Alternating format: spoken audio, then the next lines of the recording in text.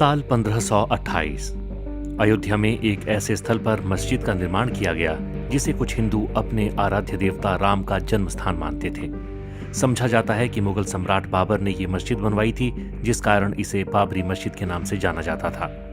1855 यहाँ एक हिंदू मुस्लिम दंगा हुआ, जिसके कारण मस्जिद के सामने एक बाहरी घेरा बना दिया गया। इस कार्रवाई ने हिंदुओं को आंतरिक आंगन तक पहुंचने से रोक दिया, जिससे उन्हें बाहरी आंगन में एक मंच पर प्रसाद चढ़ाने के लिए प्रेरित किया गया। साल 1856-57 इस दौरान हनुमानगढ़ी और बाबरी मस्जिद के आसपास एक सांप्रदायिक दंगा हुआ। ऐतिहासिक वृतांत बताते हैं कि घटना से पहले मुसलमानों और हिंदुओं दोनों की पहुंच पूजा के लिए मस्जिद क्षेत्र तक थी। दंगा औपनिवेशिक सरकार को सत्ता हस्तांतरण के साथ हुआ, जिसके परिणाम स्वरूप मस्जिद के बाहर एक ईंट की दीवार की रेलिंग स्थापित की गई। 1859 ब्रितानी शासकों ने विवादित स्थल पर बाड़ लगा दी और परिसर के भीतरी हिस्से में मुसलमानों को और बाहरी हिस्से में हिंदुओं को प्रार्थना करने की अनुमति दे दी। 1885 महंत रघुवर दास ने राम जन्मस्थान के महंत होने का दावा करते हुए एक मुकदमा दायर किया, जिसे 1885 का मुकदमा के रूप से जाना जाता है। उन्होंने बाहरी प्रांगण में राम चबूतरा पर मंदिर बनाने के लिए अनुमति मांगी। 1934 में एक सांप्रदायिक घटना घटी, जिससे मस्जिद को नुकसान पहुंचा। हालांकि इसे बाद में बहाल कर दिया गया। दस्तावेजों से पता चलता है कि औपनिवेशिक प्रशासन ने मस्जिद की मरम्मत और नवीनीकरण को मंजूरी दे दी। साथ ही घटना के दौरान मस्जिद को हुए नुकसान के लिए हिंदुओं पर जुर्माना लगाया गया। 1949 मस्जिद में भगवान राम की मूर्तियां मिली। कथित तौर पर कुछ हिंदुओं ने ये मूर्तियां वहां रख दी थीं। सरकार साइट को विवादित क्षेत्र घोषित करती है और प्रवेश द्वार पर ताला लगा देती है। 16 दिसंबर 1949 को के नैयर ने उत्तर प्रदेश के गृह सचिव गोविंद नारायण को बाबरी मस्जिद स्थल पर एक ऐतिहासिक मंदिर के बारे में सूचित किया। बाद में नैयर भारतीय जनसंघ के उम्मीदवार के रूप में लोकसभा के सदस्य बने।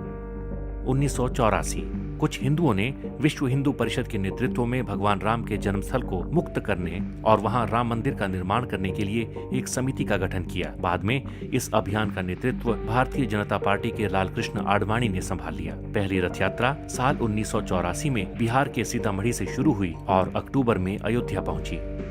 1986 जिला मजिस्ट्रेट ने हिंदुओं को प्रार्थना करने के लिए विवादित मस्जिद के दरवाजे पर से ताला खोलने का आदेश दिया। मुसलमानों ने इसके विरोध में बाबरी मस्जिद संघर्ष समिति का गठन किया।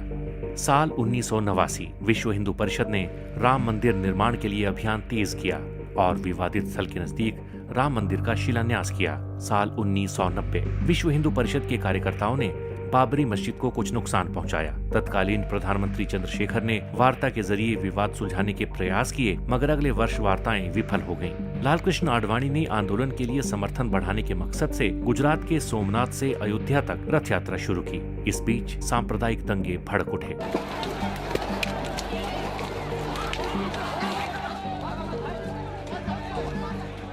उन्नीस विश्व हिंदू परिषद, शिवसेना और भारतीय जनता पार्टी के कार्यकर्ताओं ने 6 दिसंबर को बाबरी मस्जिद को ध्वस्त कर दिया। इसके परिणाम स्वरूप देश भर में हिंदू और मुसलमानों के बीच सांप्रदायिक दंगे भड़क उठे। दंगों में 2000 से ज्यादा लोग मारे गए। 1993 नरसिम्हा राव सरकार ने लगभग 68 एकड़ भूमि अधिग्रहित करने के लिए एक अध्यादेश जारी किया। बाद में इसे एक कानून के रूप में पारित किया गया। फरवरी 2002 भारतीय जनता पार्टी ने उत्तर प्रदेश विधानसभा चुनाव के लिए अपने घोषणा पत्र में राम मंदिर निर्माण के मुद्दे को शामिल करने से इनकार कर दिया। विश्व हिंदू परिषद ने 15 मार्च से राम मंदिर निर्माण कार्य शुरू करने की घोषणा कर दी। 13 मार्च 2002 सर्वोच्च न्यायालय ने अपने फैसले में कहा कि अयोध्या में यथास्थिति बरकरार रखी जाएगी और किसी को भी सरकार द्वारा अधिग्रहित जमीन पर शिला पूजन की अनुमति नहीं होगी। केंद्र सरकार ने कहा कि अदालत के फैसले का पालन किया जाएगा। अप्रैल 2003 में इलाहाबाद हाईकोर्ट के निर्देश पर पुरातात्विक सर्वेक्षण विभाग ने विवादित स्थल की खुदाई शुरू की। जून महीने तक खुदाई चलने के बाद आई रिपोर्ट में कहा गया कि उसमें मंदिर से मिलते जुलते अवशेष मिले हैं। मई 2003 सीबीआई ने 1992 में अयोध्या में बाबरी मस्जिद गिराए जाने के के मामले में तत्कालीन उप प्रधानमंत्री लाल कृष्ण आडवाणी समेत 8 लोगों के खिलाफ पूरक आरोप पत्र दाखिल किए। अगस्त 2003 भाजपा नेता और प्रधानमंत्री अटल बिहारी वाजपेयी और उप प्रधानमंत्री लाल कृष्ण आडवाणी ने राम मंदिर निर्माण के लिए एक विशेष विधेयक लाने के वीएचपी के अनुरोध को अस्वीकार कर दिया। अप्रैल 2004 आडवाणी ने अयोध्या में अस्थायी राम मंदिर में पूजा की और कहा कि मंदिर का निर्माण जरूर किया जाएगा। 28 जुलाई 2005 लाल कृष्ण आडवाणी बाबरी मस्जिद विध्वंस मामले में रायबरेली की एक अदालत में पेश हुए। अदालत ने लाल कृष्ण आडवाणी के खिलाफ आरोप तय किए। 20 अप्रैल 2006 कांग्रेस के नेतृत्व वाली यूपीए सरकार ने लिब्राहान आयोग के सामने लिखित बयान में आरोप लगाया कि बाबरी मस्जिद को ढहाया जाना सुनियोजित षड्यंत्र का हिस्सा था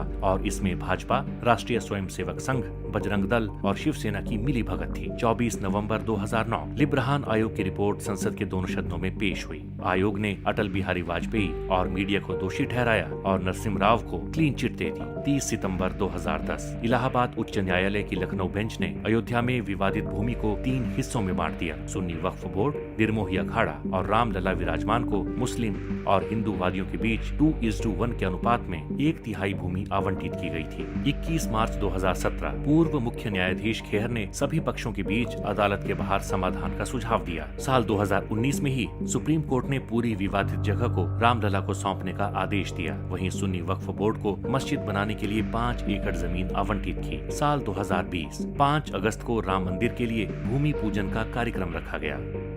22 जनवरी 2024 नए राम मंदिर का अयोध्या में उद्घाटन होगा।